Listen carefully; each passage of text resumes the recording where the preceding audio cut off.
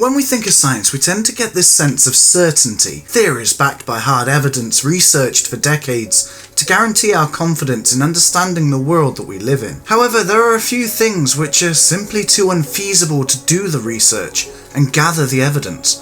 One of those things is you. And I don't mean your physical being, I mean the being behind those eyes, the you within you. Person thinking right now whether to click away or not. Please don't. When it comes to most things, even crazy things like flying legless sheep, or clouds as most people would call them, at one time would have been a mystery for us humans. But after decades of observation, evidence and research, we now have a greater understanding of clouds. The sun heats water, some of that turns to vapour. But vapour is invisible, so we only see them when the water condensates on matter. And there are many different types of clouds that can cause different types of weather. But it's not so easy to study the you within you, or consciousness. Sure, we experience existence by being conscious, but how do we study it?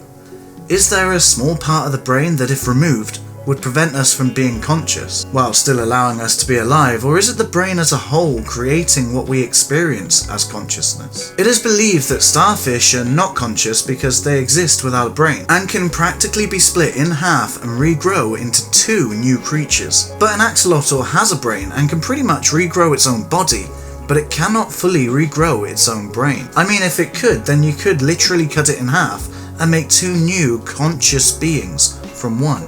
And then we'd have a bit of a paradox. Which one of the two individuals is the original? So maybe consciousness doesn't require the whole brain, but is it a result of the collective parts of the brain working together?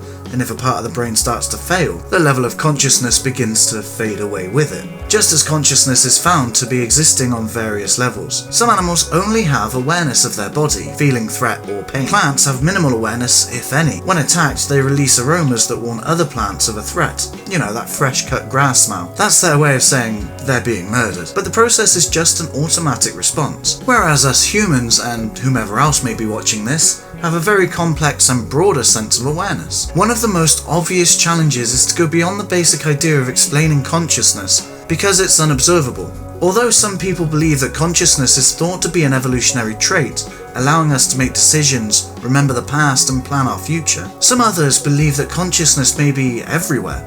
Simply put, all matter is conscious but doesn't necessarily have the ability to use it, because it lacks the senses and emotional capability. Evolving to have a brain and senses allows us not to have a conscious, but to utilize it. This theory or hypothesis is called panpsychism, which uses some scientific logic to support the idea that all matter around us has some level of consciousness. This is thought because every matter in turn constitutes of some form of energy, and since energy fuels the functioning of matter, it can act as its own consciousness. Panpsychism is a very simplistic blend of science and philosophy to validate the possibility of consciousness in matter, rather than just in sentient beings. But to be honest, it's more of a philosophical stab in the dark. It's ultimately a guess. Maybe consciousness is something we'll never fully understand, left to the realms of the paranormal. But unlike most paranormal things, you cannot deny the existence of consciousness. Because you yourself are conscious, everyone around you is as well. The problem is that each individual can only say for certain that one consciousness exists, and that is their own. So how can you be 100% certain that my consciousness exists? And if that's the case, what about anybody else's? Solipsism is a theory that the only thing you can guarantee is that you exist, and literally nothing. The brain receives information as signals from the outside world, our environment, and these signals of sight, sound, touch, all it is at the base level to our brains is signals, and sometimes we humans like to mess with these signals just to prove this fact, which is where illusions come to play.